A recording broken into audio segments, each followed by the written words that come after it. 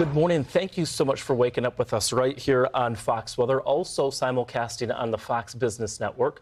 I'm Michael Lesterman. I'm Haley Meyer. And I'm Maine Frowdy. Yeah, guys, obviously, we're starting off the morning here with lots going on. We immediately start talking about what is going on right now in Central Texas. You guys were just there over the past couple of days, but my goodness, Haley, we look at what we have going on. It is, 11 flash flood warnings currently. There's flash flood watches, and we also have a flash flood emergency. Yeah, it's really unfortunate, almost a case of deja vu with the hours of this, later overnight hours into the early morning.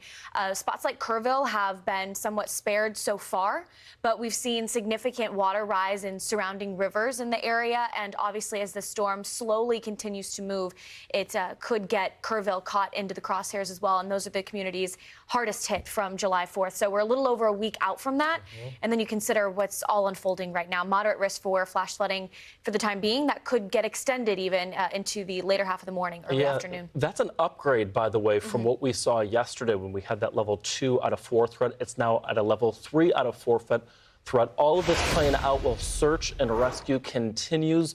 Fox Weather's Katie Byrne is live for us in Kerrville, Texas, with the very latest. And right now in Kerrville, no rain, but Katie, just about 70 miles toward your north, we have that flash flood emergency that was just issued. I think it's got a lot of people on edge, Michael, especially last night as I was going to bed, and a lot of other people who are in the area right now and living here and lived through what happened last week.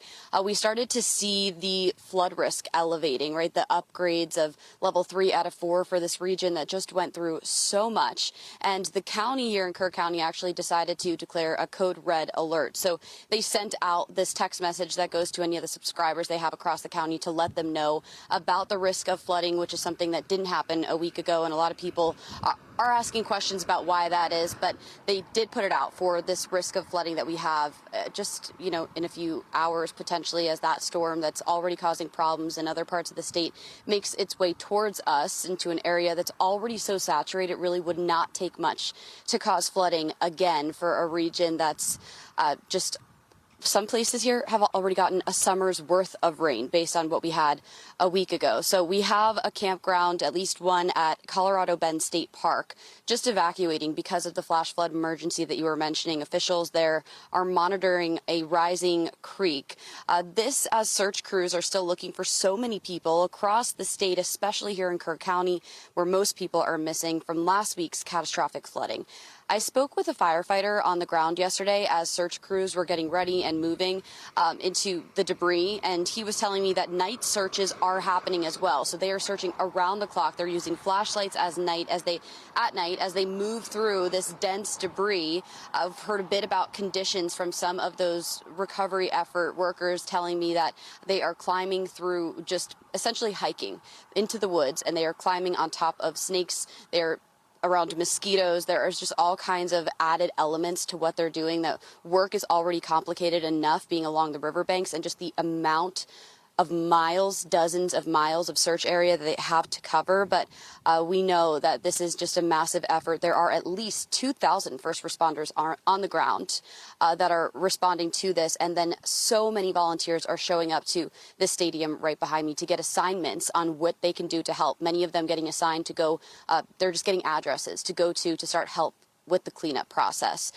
We are also hearing more about the heroic efforts to save so many of the people who were trapped in the water a week ago here, especially from the Coast Guard team, one of the first on the ground, and they were able to rescue hundreds of campers at Camp Mystic. The pilot, a dad of young girls. She may have just lost her sisters. She may have just lost her friends, and I turn around and I give her a thumbs up, and I look in her eyes, and she looks back at me and she gives me a thumbs up back. That moment, I knew that I wasn't just moving people from one place to another, but I felt like a dad that was rescuing my daughters. And that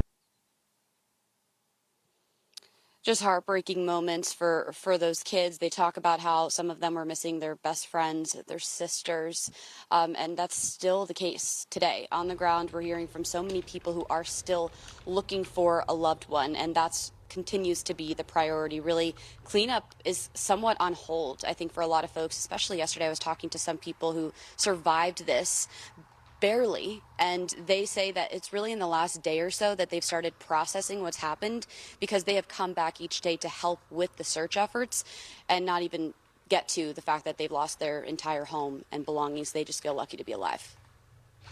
Katie, thank you so much for the update in that report. Obviously, still a very difficult situation for so many in central Texas, especially with the ongoing showers and thunderstorms just to your north. Katie, we'll check back in with you in just a bit. In the meantime, a reminder that you can also help those that were impacted by the deadly flooding in Texas. Make that donation by scanning the QR code or visiting the link shown on your screen. Fox viewers have already raised over $5 million since last Sunday, and your donations helped support not just the rescue missions, but also relief and rebuilding efforts in Texas. Every little bit helps. Please, if you're able to donate, be that blessing if you're able to do so.